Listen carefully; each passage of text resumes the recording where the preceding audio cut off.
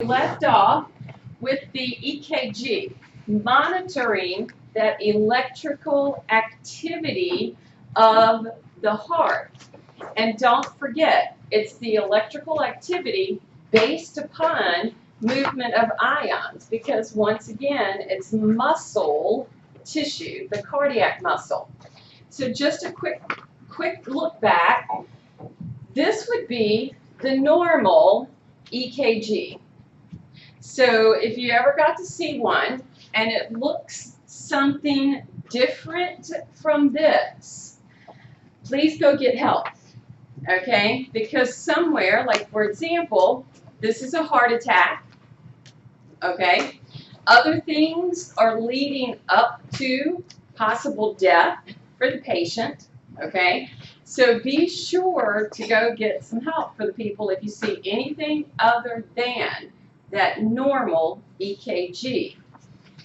In reminder about that EKG, the peaks and valleys and lines and so forth that you see, like the P, Q, R, S, T, all right, all of that is indicative of something happening with the blood flow through the heart, okay? Ventricles filling, atria filling, the expulsion of something, okay? Those are parts that you're going to need to be familiar with when you go to take your tests for your programs, okay? So definitely remember that you need to study through those. So now, as we move into the next part, well, the blood flow, basically, how is it that when this blood is flowing, we're going to get our cardiac sounds or our heart sounds, stuff that's listened to with a stethoscope, okay? What does it mean, all right? And something that I have kind of mentioned a couple of times, which is that cardiac cycle. The cardiac cycle is one of the when you look at what makes it up, it's the atria contracting and relaxing, ventricles contracting and relaxing. That is making up the cardiac cycle. Contraction, relaxation of all four of those chambers, but they don't do it at the same time. There are different events that are occurring, which is what matches up to that EKG. When we look at how we're going to move the blood, because the heart is a pump, that's what it's termed, we're going to have factors that affect pressure of the blood flow and then flow itself, the movement of the blood.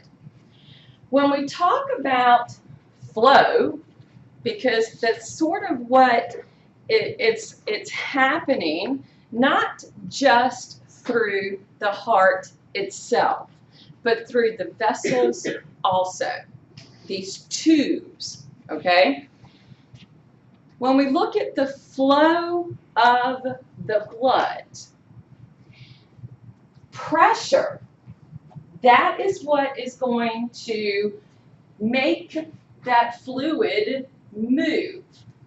The way that that fluid gets moving, so to speak, is the heartbeat, okay? Because the heart is the pump. We're going to see that as blood moves through this closed circular system that we have, whether we're looking at it as our systemic movement, okay, or our pulmonary circuit, it encounters resistance. So resistance is anything opposing the flow of the blood. And we have that in our bodies, okay? Pressure, what is the force that's being applied? Fluid is going to move if the pressure is greater at one point than another. You guys remember pressure gradients, for example? Okay. When we talk about a fluid, i.e., our blood, likes to move down the pressure gradient. Is that going to always be the case in our bodies? So, when pressure is greater, fluid can flow. We do have to, what we're going to find, blood flow can move with the gravity, but we're going to also see that we have to move this fluid against gravity. Okay? The pressures that we will have in our heart, all right? Even though similar things are going to happen with the vessels, since this chapter is focused on the heart, to move the blood through the heart itself, meaning return to the right, go to the pulmonary circuit, from pulmonary, return to the left, and go to the systemic. So the flow, right atria, right ventricle, pulmonary trunk, come back to left atria, left ventricle, out the aorta. Is everybody follow me? That is my pathway. Okay? So, when this fluid, blood, is moving, it generates pressure. So if you think about an atria that was empty and blood moved into it, it affects the pressure, lower or higher. If it was empty, blood began to move in it. What did it do to the pressure in that atria? It increased it. So in order for it to lower that pressure again, that pressure opens my atrioventricular valve. Is everybody following me so far? And therefore the blood would flow into, now even though I'm saying empty, they're never completely empty, okay? Into the empty ventricles. Was the pressure low at the when the blood first started going into it? So from the atria to the ventricle, when that ventricle was empty, is the pressure low or high? Low. So when the blood flows into it, what does it do to the pressure? It's going to increase it. If it increases it, do you think it's going to leave the AV, the atrioventricular valve, open, or is it going to push it closed? It's going to push it closed, but because the ventricular blood on that right side needs to go to the pulmonary trunk, and they have the semi-lunar valve. As the pressure builds in that right ventricle, what do you think it does to the semi-lunar valve? And then when the heart beats, what is that blood going to be able to do? Pulse through that pulmonary trunk. Is everybody kind of following me about pressures? Same thing is happening on the left side. As blood fills in, pressure increases, atrioventricular valve opens, blood flows to the left ventricle, pressure builds. We have a semilunar on the aorta. When the heart beats, kapow, it opens. And we push the blood out. We expel the blood. Yes, no, maybe. Okay? So, as it begins to move into the ventricles, I simply have a flow. It's simply going with gravity. Does everybody see that? Because it simply flows into my atria, and then when the AV valve opens, it simply flows into the ventricle, and then when I build up pressure and the heart beats, it expels it out. Do you see the difference between flow and pressure? Flow is building pressure in the heart.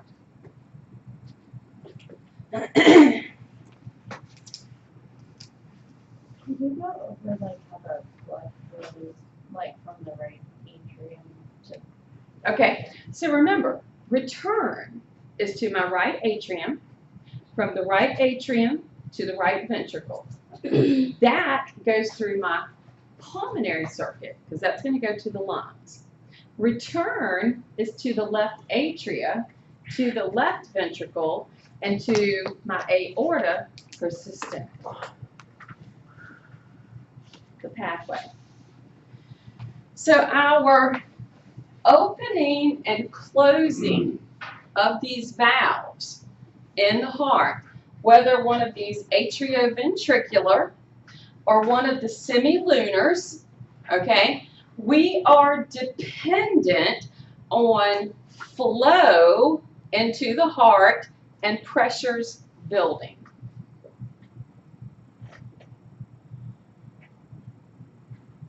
Cool. Okay.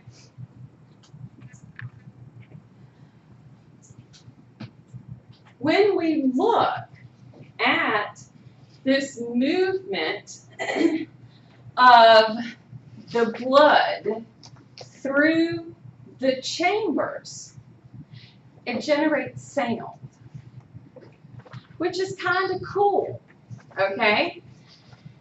So, there are certain sounds associated with the phases.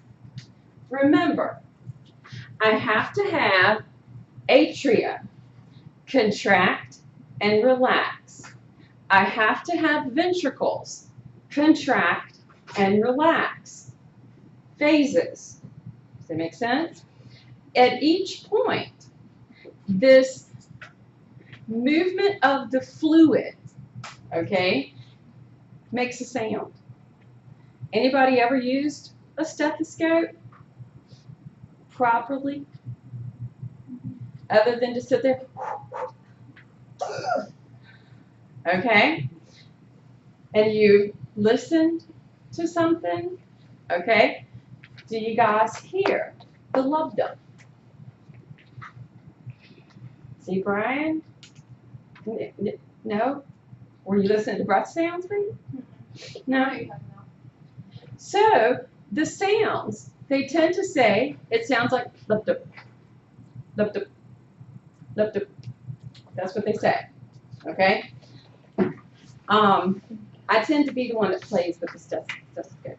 But anyway, when we have that occurring, okay, when you are using the stethoscope, because that is a physical activity, meaning mechanical, okay, it's termed auscultation.